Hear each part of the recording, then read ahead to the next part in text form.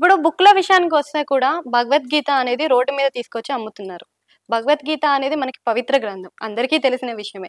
ఇప్పుడు హిందూయిజంని రోడ్డుకి తీసుకొస్తున్నారా? లేకపోతే అందరూ హిందువులు భగవద్గీత చదవాలని తీసుకొస్తున్నారా? దాంట్లో ఒరిజినాలిటీ ఎంత వరకుంది? మాకు ప్రభుపాదుల వారు ఏం చెప్పారంటే, distribute this Vedic knowledge to everyone. So ఎవరైనా దాన్ని కొనుక్కునే చదవాలి కదా. హ్మ్. సో భగవద్గీత మీరు ఇస్కాన్కి వెళ్ళి కొనుక్కోవచ్చు, మన గోరఖ్పూర్ ప్రెస్ వాళ్ళ దగ్గర కొనొచ్చు, ఇంకో బుక్ స్టాల్లో అమెజాన్లో ఆర్డర్ ఇచ్చి అట్లా ఇట్లా ఎలా అయినా యూ కెన్ గెట్ ఇట్. కానీ కొందామని నీకున్న, నువ్వు మీ ఇంట్లో లేదు, కొంటే బాగుండు అనుకున్నా, సో నీకు సావకాశం ఉండకపోవచ్చు.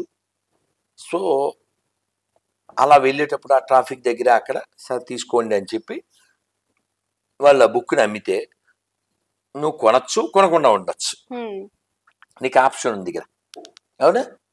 చాలామంది వస్తారు ఇది కొనుక్కోండి అని. కొంటావేంటి? హుహు. కారుని ఎలా తుడుస్తుంటారా? వాళ్ళు తుడుస్తు. వస్తారా? ఇంకెవరో ఏవో అమ్మే వాళ్ళు వస్తారా? సో కొనడం కొనకపోవడం మన ఇష్టం. హ్మ్.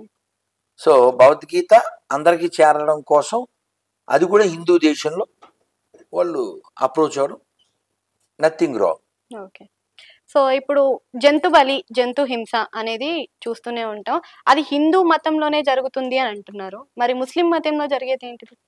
బక్రీద్‌కి, రంజాన్‌కి ఇవన్నిటికి జరుగుతున్నాయి గదా! నేను ఒకసారి నిజామాబాద్ నుంచి వరంగల్ వస్తున్నా. ఆ కారు డ్రైవర్ ముస్లిం. హ్మ్. అతన్ని అడిగాను, మీ దగ్గర ఏవైనా ఒక 2 పండగలు,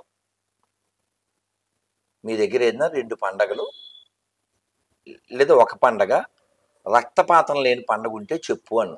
హ్మ్. అతను అన్నాడు, మాకు ఉండేవే 2 కదా సార్, మొన్న కూడా మా ఫ్రెండ్స్ హిందూస్ ఉంటే మా మమ్మీ నాకు వాళ్ళని పిలిచి కోడి కూర పెట్టింది అని చెప్పాడు. హ్మ్. హిందువుల పండగల్లో కొన్ని మాంస సంబంధమైనటువంటి చేస్తూ ఉన్నప్పటికీ వాళ్ళకు ఉండే పండగలు ఒకటో రెండో ఉన్నా అవి ఖచ్చితంగా రక్తపాతంతో కూడినవే. హ్మ్.